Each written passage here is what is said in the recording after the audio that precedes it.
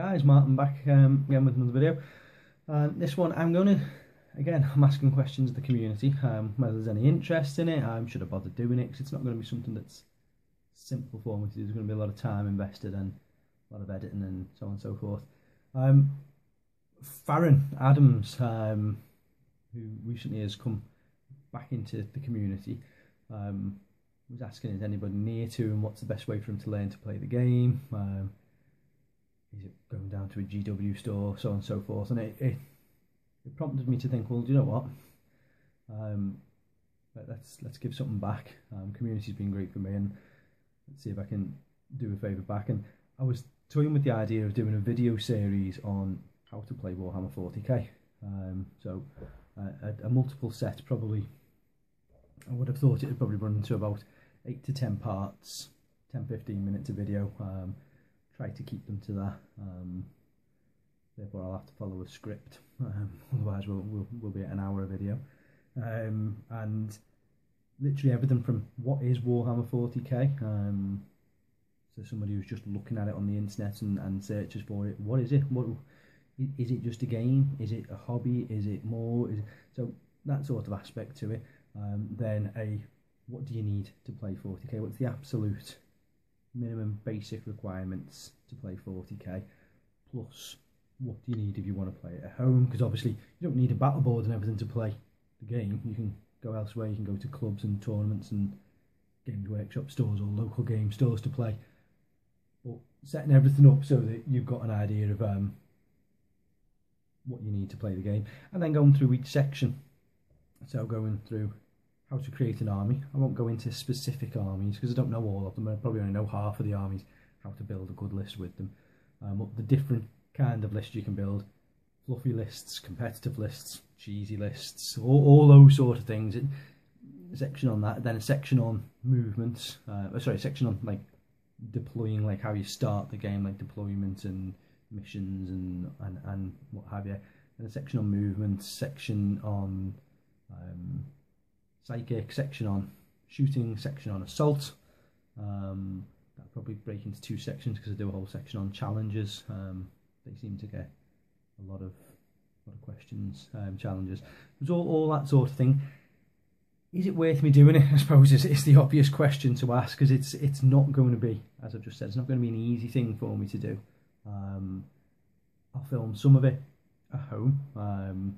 All my battle boards are up in the loft. I've got 3 battle boards and they're all up in the loft, so to take one of them out to film a video means obviously me going up there, and then I can film some at the club, get the guys involved with it, film them playing a game. At the end of it, I'm going to do a battle report, but like literally a full, if it's a 3-hour game, it'll be a 3-hour battle report, literally filming everything, filming the movement, filming how it all works. So because a lot of the battle reports are out there, some of them are just very, very quick recaps. You look at the likes of Nick over at Dick Beer, his battle reports are great. They're only ever sort of 7 or 8 minutes long. They tell you exactly what's happened, where it's happened, what the result was, and that's great. And that gives you a nice short report to watch and get a gist of what happened.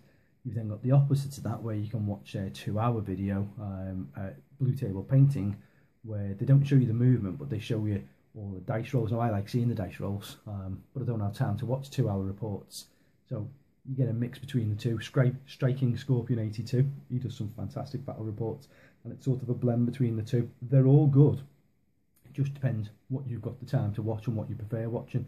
So Nick's ones I always watch because I've always got 7 or 8 minutes throughout the day where I can pick that report up. Whereas the Blue Table ones I tend to have on in the background while I'm painting, if I'm not in a hangout or whatever.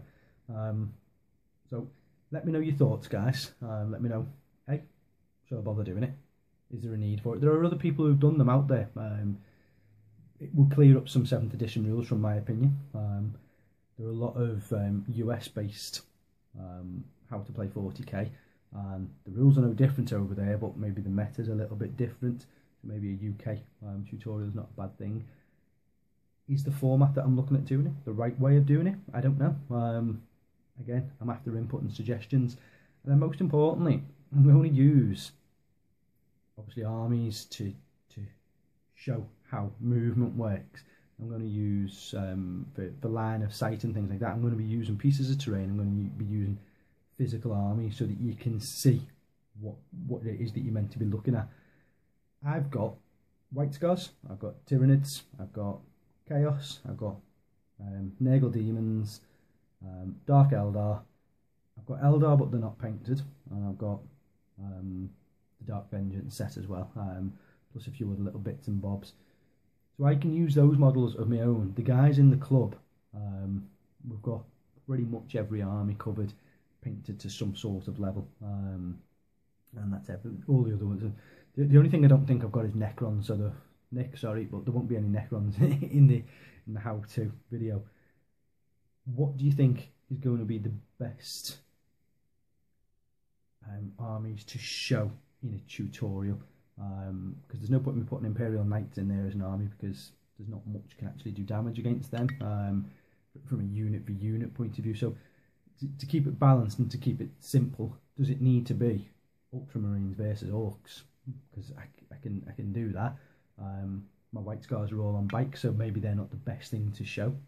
They'll show the scout move, fantastic. They'll show the speed movement, and that's where I can then break down the video after that. After the series is run through, I can break down into unit types, so I can break into flyers and flying monstrous creatures, and I can do a set of videos. It'll probably end up being a 30-40 video playlist in the end, but the initial is just how to play the game. So I'm rambling now anyway, guys, as always. So comments below, please, on this one. Let me know what you think. Share it out amongst people.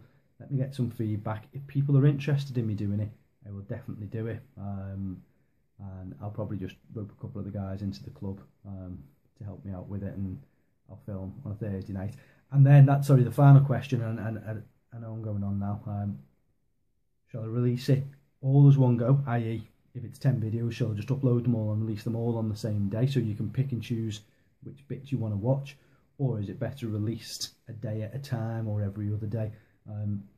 You let me know again, guys. I've just done a full week's worth of uploads on Dark Eldar Tactics, where I released one each day, and the views on them have been steady, same sort of amount each day, but nothing's got sort of like an instant sort of bump a load on there. So let me know what you think about that. What's better for you guys who are watching videos? Is it better to see a video a day from me, or is it better to get them all in one go and just take your pick of what you want to watch? But yeah, that's it, guys. Thanks for watching again, and I'll see you in the next one, hopefully. Thanks a lot.